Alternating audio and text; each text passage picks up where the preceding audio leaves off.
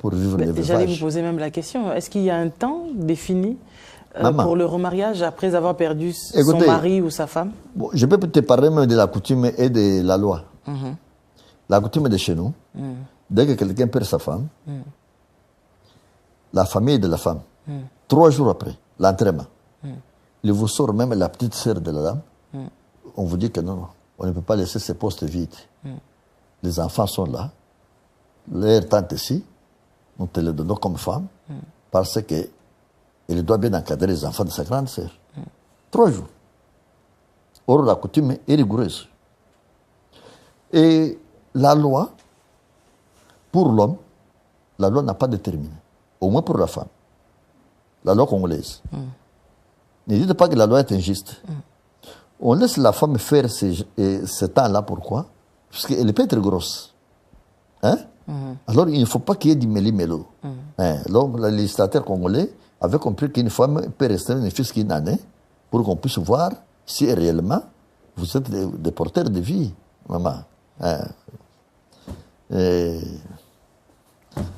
Vous êtes des personnes à respecter. Alors, quand il reste veuve, on doit d'abord l'observer pendant un certain temps parce qu'elle peut rester avec la semence de quelqu'un.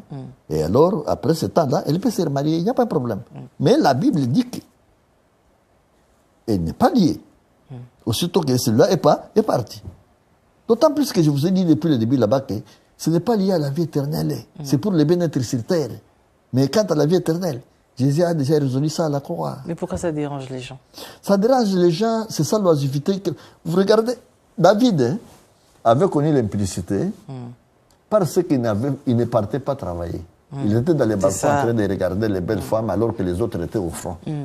Mais si vous avez beaucoup à faire, beaucoup et alors beaucoup à faire, vous n'allez pas tenir le temps en train de parler Marcelo. Donc il n'y a que ça. Mais si vous entendez aujourd'hui que Marcelo en question est mort, vous allez maintenant commencer à parler que Maman Blanche l'a tiré, alors que Maman Blanche ne comprend rien de tout ce qui se passe là. Les morts n'ont plus de souvenirs. Jamais. Jamais. C'est ce que dit la Bible.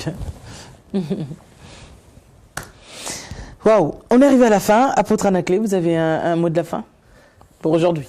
Le mot de la fin pour aujourd'hui d'abord, c'est dire merci à Maman Lise Manzambi. Je te voyais simplement dans des réseaux, maintenant c'est phare à phare. Et ce n'est pas la première fois, alors je commencerai toujours à passer.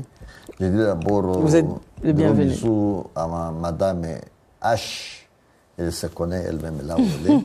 Elle est en Belgique. Je crois qu'elle est en route ici là, elle sera avec nous. Et je vois la sœur Jetou Kabika, encore que je salue, l'apôtre Jérôme Antoka Charles, mon mentor. Je vois l'évêque, l'archevêque Kankins Manambo, l'homme qui connaît le Saint-Esprit. Et le Saint-Esprit le connaît par son poste d'homme. Et Daniel de Capiepula, qui est encore un patriarche. L'apôtre Chissou Israël, lui, il est aux États-Unis.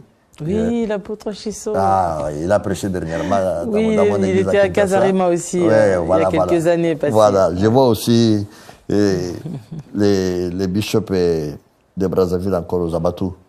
Les bishops Abatou. Je dois rentrer d'abord vite dans ma maison, commençant par mes enfants. Merveille Ngama, Parodi, Ncheka. Et je reviens.